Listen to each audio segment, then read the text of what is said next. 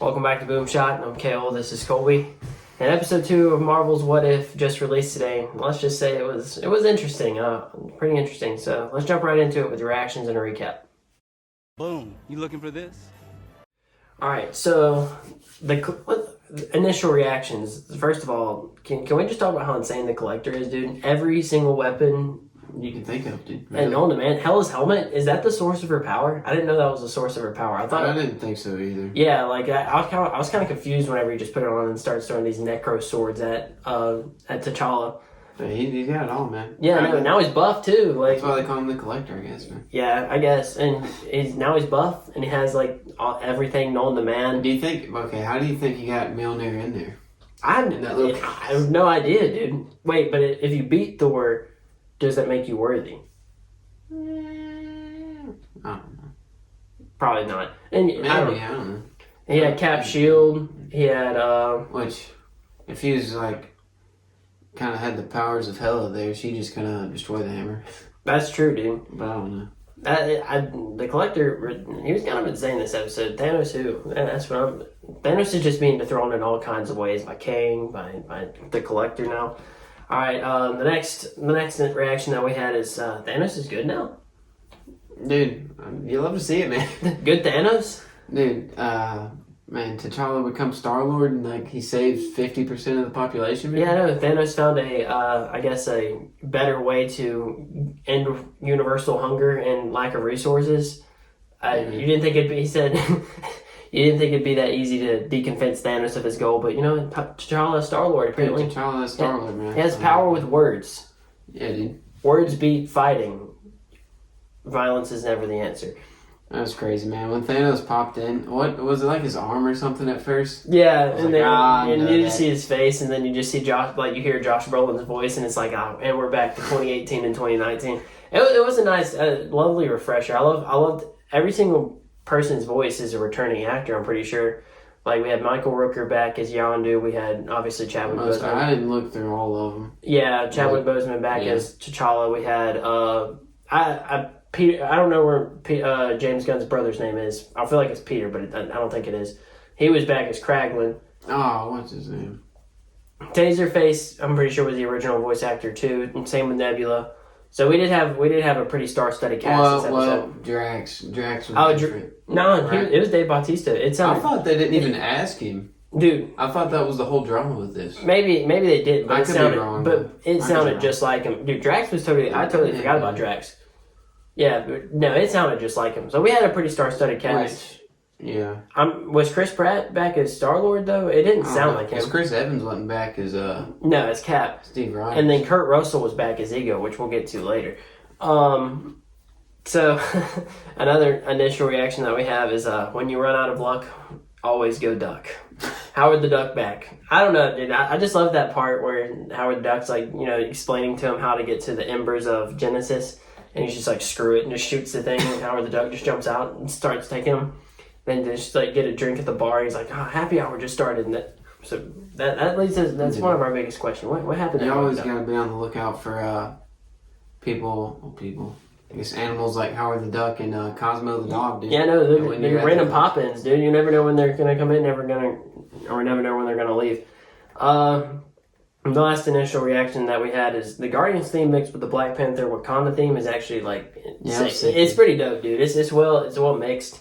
That was cool. Yeah, these episodes are just I love the blends that they have. Although I will say in this episode I had no idea what was gonna I'm pretty sure like everything that happened just like genuinely shocked me. I had no idea about Thanos till his arm popped in there, dude. I know, that's what I'm saying. Like, that is the last person I would expect in this episode. But I guess it makes sense because he was a pretty big part in the first Guardians movie. When I first saw him, because we got Gamora in the trailer, using his sword and whatnot, and his armor.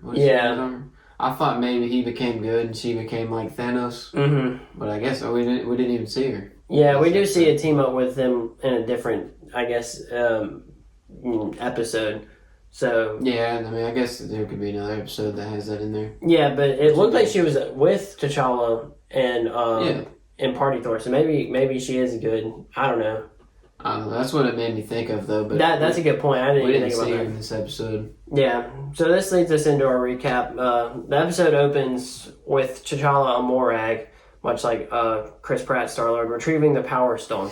Korath confronts T'Challa, but as T'Challa unmasks himself, he instantly recognizes him as Star-Lord, which is in stark contrast to Peter Quill.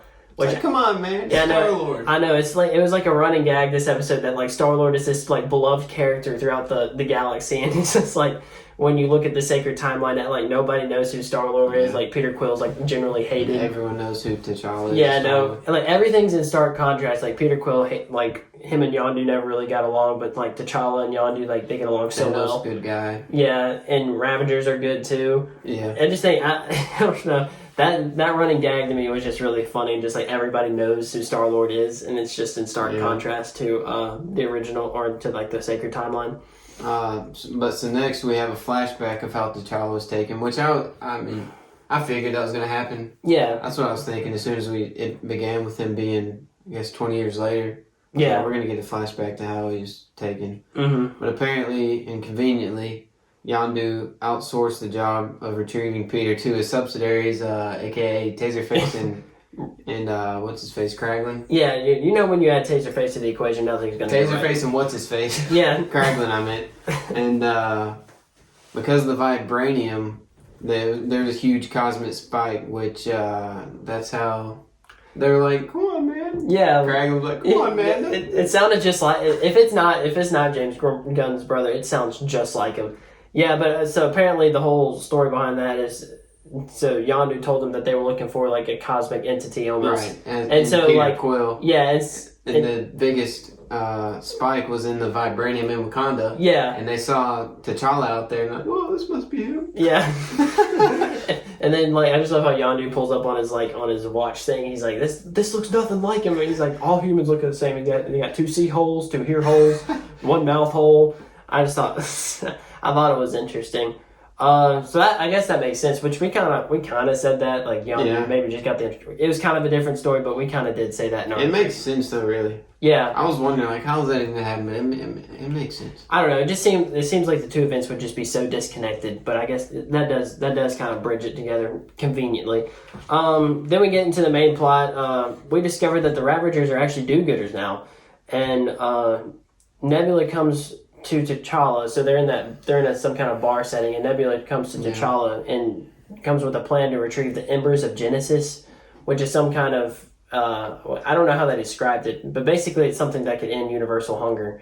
And so, the Ravagers, being the do-gooders they are, decide to embark on this mission to end universal hunger, which is a good cause. Once again, that's why T'Challa Star-Lord is well-liked, is because he's a humanitarian, I guess, as opposed to Peter Quill, who's a petty thief. But that man, dude. Yeah, you do. Rip Chadwick Boseman. Yeah. Rest in peace. Mm-hmm. And so after that, the team, consisting of Yondu, T'Challa, good guy Thanos, Nebula, Taserface, and Kraglin, and what another guy there? What other guy? From the beginning of the movie? Didn't he join the Ravagers? Oh yeah, Korath. Yeah, Korath. he was there as well. They work together to infiltrate the facility. As T'Challa is walking through the halls of the Collector, he finds a Wakandan spacecraft confirming his country is still in existence, which is contrary to what Yondu told him. Yeah, so a little bit of family strife in there. So previously, Yondu, or T'Challa, explains to Nebula that he wanted to go back to Wakanda, but Yondu told him that Wakanda had been burned down by a war. So a little bit of family drama in there. I guess you gotta hype up the stakes a little bit, but I don't know. It's just kind of weird why they did that, but I think why Yondu told him that? Yeah, like why Yondu would do it. But I guess that's because Yondu really liked him and saw him as kind of like a son figure and wanted him to stay. Yeah, and he called him an explorer. Yeah, and I think you're just like me. Yeah, so. kind of like what he told Rocket and Guardians too. And then we'll get to that. Yeah, so Nebula double crosses T'Challa, which leads to a fight between T'Challa and the Collector. So T'Challa gets captured, and then he gets released, and him and the Collector go a few rounds. And Yondu saves T'Challa. Okay, we see him come with the Yaka arrow, and then they pull some kind of sticky fingers maneuver, is what they called it. Yeah. Dang, what did that remind me of? Home Alone. Yeah. The dude walks around with duct tape on his head. Yeah, Marv, dude, ripping pennies out of Salvation Army buckets. No, it kind of reminded me of Thor Ragnarok, the play dead thing. I thought that was... what do they call it? I forgot what they called the maneuver, but it was really funny. Need help or something like that. Yeah, get help or something. Yeah, get help. That's what it was. Get help. Oh, man. Yeah, so it's kind of like that. So they end up capturing the Collector, and, then he gets swarmed by Pink Lady and a bunch of other, captives that he had. And so we find out that Nebula's double cross is actually a triple cross. Yeah. And she saves the rest of the team and retrieves the embers of Genesis. So it was all a big ruse and distraction to get the Collector occupied, because all the Collector wanted was T'Challa. And so while he was occupied with that, she went and stole the embers. And she was in debt to him or something? Yeah, something like and that. So that's how she knew the Collector wanted T'Challa. Yeah. And so she told T'Challa, and T'Challa came up with a plan. Yeah, it's classic Nebula move, if you ask me. But, I mean, she's different than the Nebula we know. T'Challa and Yondu beat the Collector, plot armor 101. While Thanos fights off Cull Obsidian in Proxima Midnight, when he once again lets out that beautiful scream from Infinity War. Oh man, that soundbite's amazing. They took that straight from the movie. They had to. There's no way he could replay that. So Thanos is actually getting his tail whipped, kind of. Proxima Midnight does cut his leg, and then he was throwing it to Cull Obsidian for a minute. He was going head to head with him. Then he gets double teamed, but Nebula saves Thanos, and T'Challa and Yondu also escape, and our heroes win. Yep. And then so after that, as the episode is coming to a close, T'Challa returns to Wakanda, and the episode ends with the scene of Peter Quill. We're wondering what happened to him. Yeah. Working in a Dairy Queen in Missouri, and that's same Dairy Queen that Ego met, or Ego planted the familiar setting there. Mm-hmm. And so Ego arrives the seed or whatever. What do they call it? The seed. Yeah, he called it the seed. And so Ego arrives and the Watcher explains that is how that timeline ended. Maybe maybe it ended. We don't know. I mean, what he said, didn't he say something like, we'll see in a future episode? Yeah, we'll see in a future episode. I hope so, dude. Something like that. Like Rabbit Ego. That would be cool, dude. And then you have T'Challa. Maybe that's what that episode is, though. Maybe that's like in a ravaged New York by Ego, and they're trying to... Which he has to be on his planet to do that. So, yeah, maybe. And then, so... T'Challa will team up with Party Thor and Gamora. Yeah. Oh, that would be sick. I hope so, because what I'm wondering is, I thought this might be the last time we had Chadwick Boseman in a show or movie, and but it sounds like if there's another episode, maybe he'll be back voicing. His voice will be back. Yeah. No, I think he will be. They must have planned. I mean, they probably had this plan since the beginning. But I mean, that is promotional material. I mean, it could be fake, kind of like what happened in Infinity War. But that would definitely be interesting, and I could see that too. Like Warrior Gamora, Party Thor, and T'Challa, Star-Lord all teaming up, and then whoever that other Black Panther was. Yeah, that would also see with them. Yeah, all teaming up to stop Ego. That would be an interesting fight, dude. And then, at the end of the episode, we see the dedication to Chadwick. Yeah. I was happy to see that. Good thing it was there. Yeah, it definitely. I'm glad it was there. I mean, yeah. So next up on the list, we have our biggest questions. My biggest question is, what happened to Howard the Duck? Man, I don't know, dude. The man went drinking, didn't he? Yeah. Again? Yeah, he saw... Like, it was him and T'Challa walking through, and then he stops, for happy hour, and then T'Challa just dips, so... happy hour, man. Yeah, I just want to know what happened to Howard the Duck, dude. He's just... Well, I bet we'll see him again. Probably somewhere in some movie, some way, somehow, dude. Howard the Duck just shows up whenever he wants to. Yeah, he might be... Dude, he might be in that, No, dude, if he's in the team-up... In the team-up shot, dude. Dude, if he's in the team-up, that'd be sick, dude. The camera just pans down as Howard the Duck with his gigantic gun. That'd be sick. In his suit, maybe. That'd be kind of cool. Yeah, another question that I had is, why is Thanos kind of underpowered?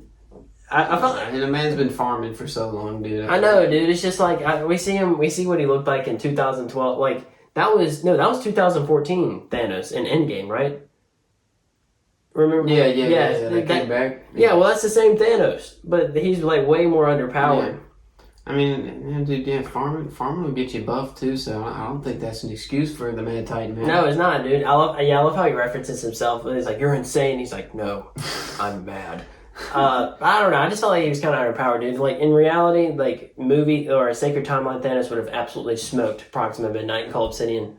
Like Yeah, it was easily. I don't know. I guess it makes sense though because like she kind of cut his leg or whatever, and then he wasn't able to fight.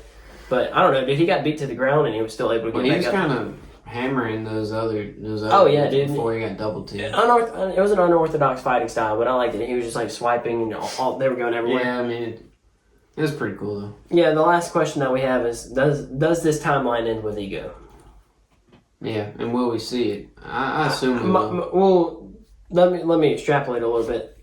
Not does the timeline end with Ego, but is there an Avengers or like as we've been talking about a team up to stop them? That would be sick. See, I just wonder if because I don't want them to go on if Chadwick wasn't able to voice. Yeah, I agree with that enough to do another episode. Yeah, and I would be happy. I would be fine if they ended it here.